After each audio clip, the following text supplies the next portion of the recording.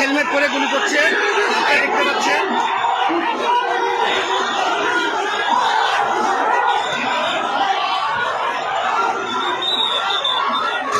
সারা শহরে গোলাগুলি চলছে।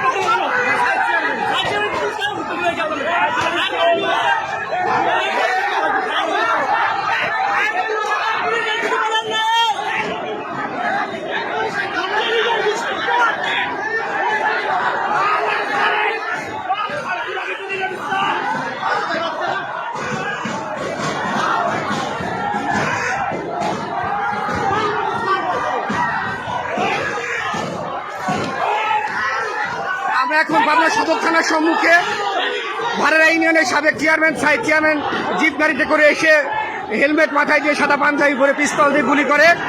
এক পর্যায়ে সাধারণ ছাত্র জনতা তাদেরকে ধাওয়া করে এবং সাইদ চেয়ারম্যানের গাড়িকে ভেঙে ফেলে।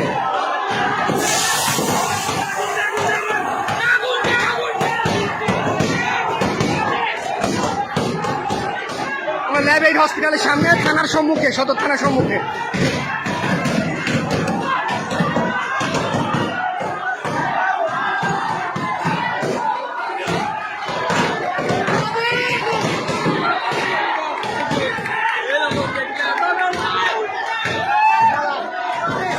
আওয়ামী লীগের লোকজনরা এসেছিল, তারা সবাই পালিয়েছে।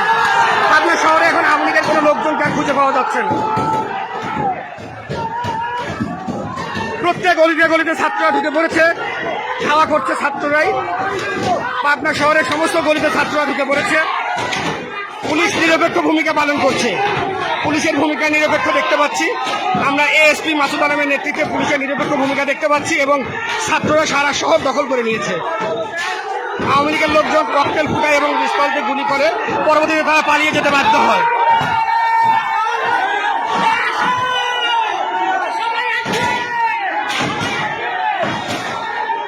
আমরা দেখতে পাচ্ছি